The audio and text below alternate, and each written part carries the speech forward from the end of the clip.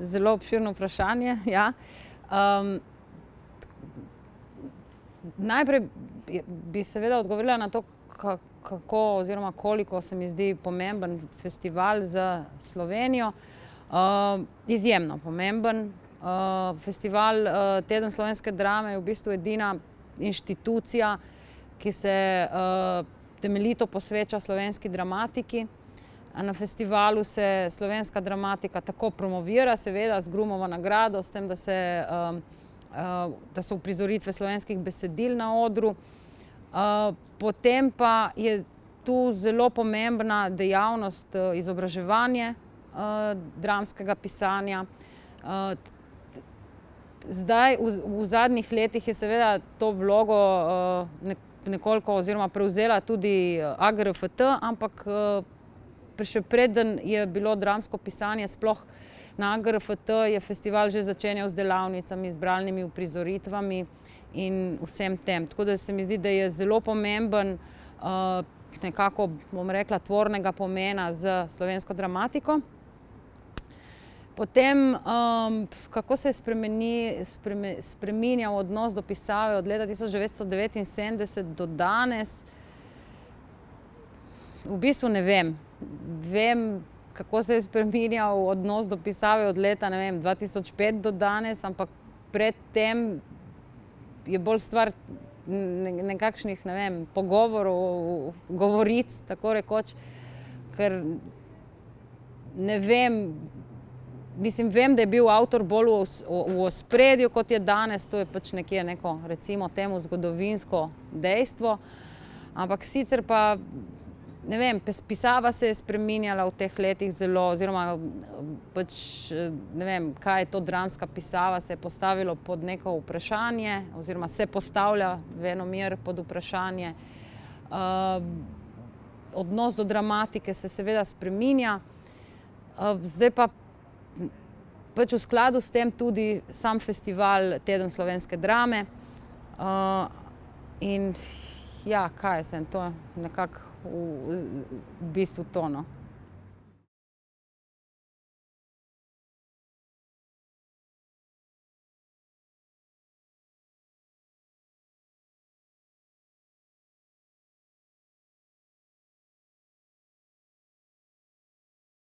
Ja, zdaj najprej moram povedati, da to besedilo je končno dobilo svoj naslov.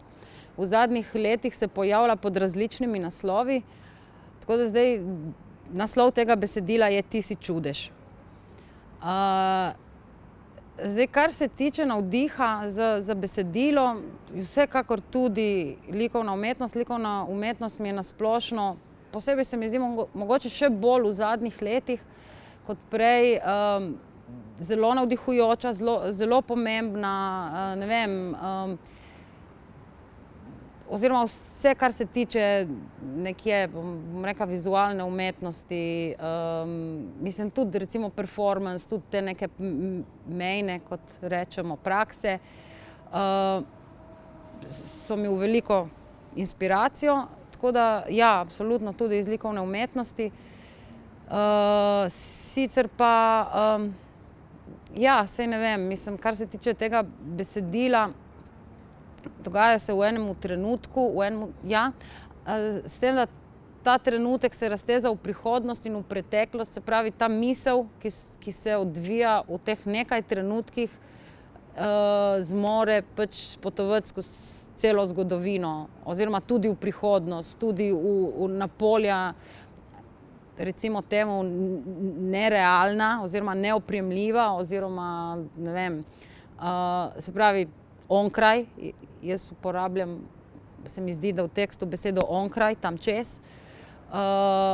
Tako da, se pravi, ta trenutek ni samo trenutek, ki ga zmore telo fizično dojeti, ampak v tem trenutku je misel ali pa recimo tudi temu, ne vem, duša,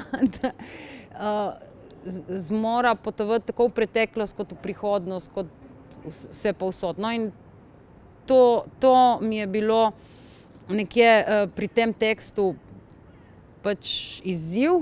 Se pravi, tekst se odvije oziroma zdaj ne čist samo v enem trenutku, ker je na začetku je še malo uvoda, se pravi, in potem je ta en trenutek, ki se razprostira. Ampak zgodi se pa vrsta različnih stvari, dogodkov, ki so v tem trenutku, recimo temu, v mislih prisotni.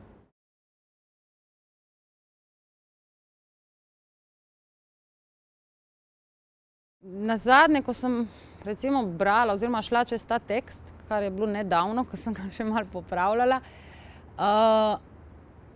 sem ugotovila, da v bistvu, kar je skupno vsem tem likom, je neka želja po bližini, po dotiku, po ljubezni. Mogoče mi je zdaj v teh korona časih to še nekako bolj prezentno postalo, mogoče tega ne bi tako opazila pred 1 letom in pol, čeprav je bilo pisano na ta način, ampak danes se mi zdi to še toliko bolj očitno v tem tekstu. Se pravi, vse se vrti, pravzaprav vse dogajanje se vrti okoli te želje po ljubezni, po bližini, in potem to sproži različne situacije različnim likom, ki se pa pravzaprav vse povezujejo, mislim, sproti se izkazuje, da so vsi ti liki na nek način povezani, no.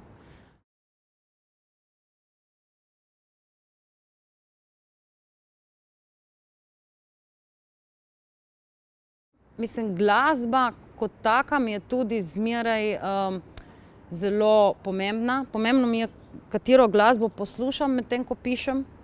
V bistvu si za vsako besedilo nekako izberem neko glasbo, ki jo potem med pisanjem poslušam. Ne vem, po kakšnem ključu, zdaj ni to nek racionalen ključ, pač nekaj, kar mi po občutku paše zraven. Kar se pa tiče ritma pri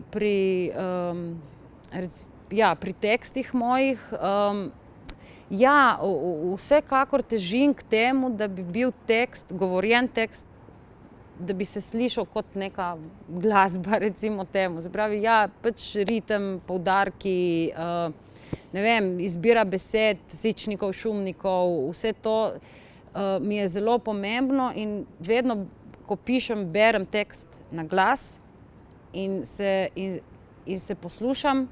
In potem se tudi na podlagi tega odločim, kaj ja in kaj ne.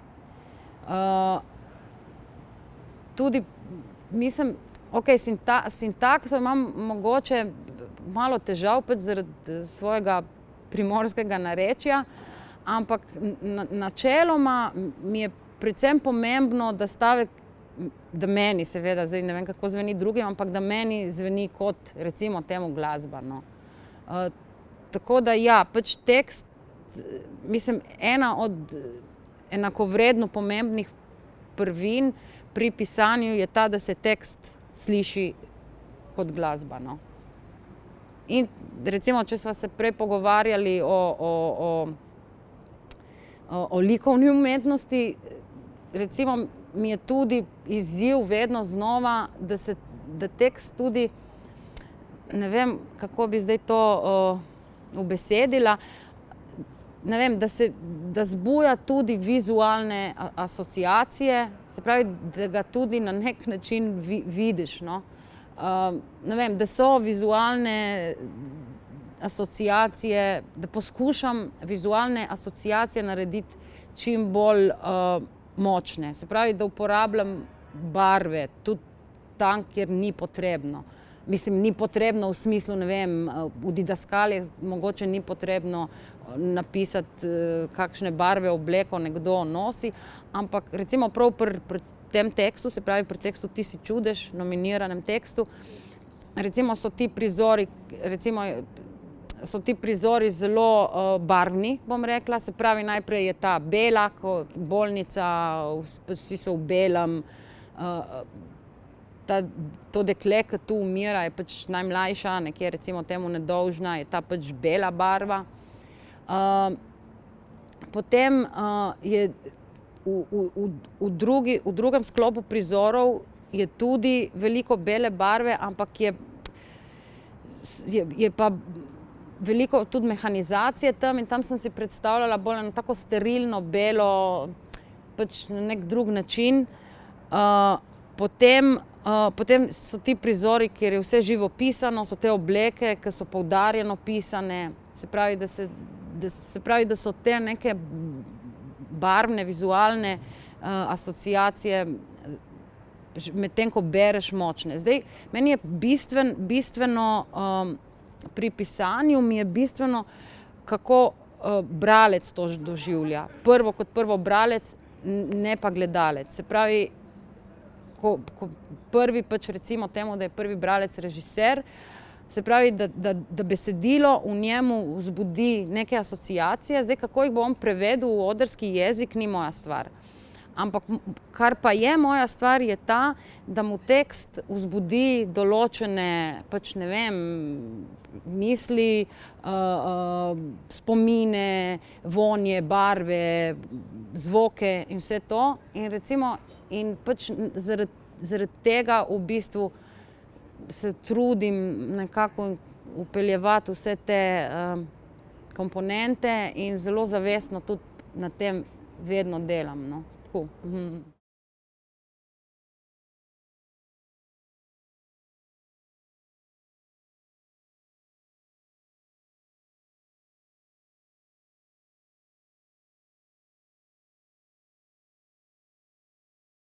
Ne bi mogla reči, da je bil to nek začetni vzgib, ampak medtem, ko sem pisala, sem pač raziskovala različne stvari, vedno se ukvarjam z jezikom, se pravi, vedno se ukvarjam zmeraj, ko pišem, se ukvarjam z izvorom besed, ki jih uporabljam, ne vseh, ampak ja, pač vedno, recimo etimološki slovar je nekaj najbolj nujnega.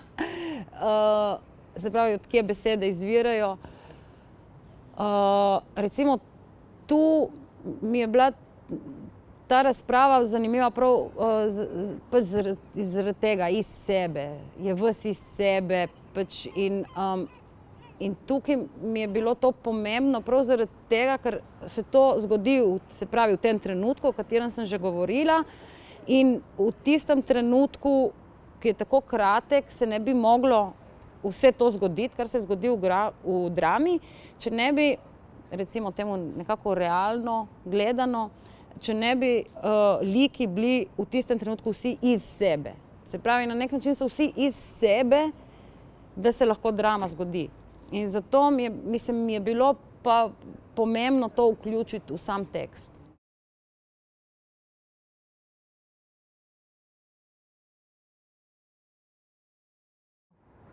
Mislim, da ne. Jaz mislim, da zdaj, ko sem šla zadnjič, najprej v bistvu sem šla čez, ko sem mislila, da je potreben še en kup enih popravkov. In potem sem spremenila ta naslov, končno, in še par stvari, ampak mislim, da je to, da tekst ne rabi. Ukvarjala sem se s tem, če mogoče teče prehitro, oziroma tako bom rekla, pač glede na to, da pišem brez velikih začetnic, brez ločil, so potem te replike, krajši monologi v bistvu so zelo hitro brzijo pred nami, ker niso nikakor ločene, ampak tu sem zavestno naredila in zavoljo recimo temu lažjega branja bi jih sicer morala verjetno pač nekako porazdeliti, ampak sem se potem na koncu koncev odločila, da ne, da je pač tekst tak, kot je zdaj, se pravi s temi par popravki, da je to to, no.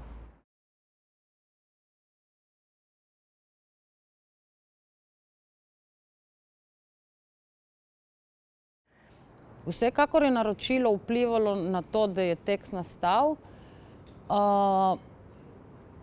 Pač Tomi mi je takrat naročil tekst kot adaptacijo Don Juana, se pravi, oziroma po motivih Don Juana, kakorkoli.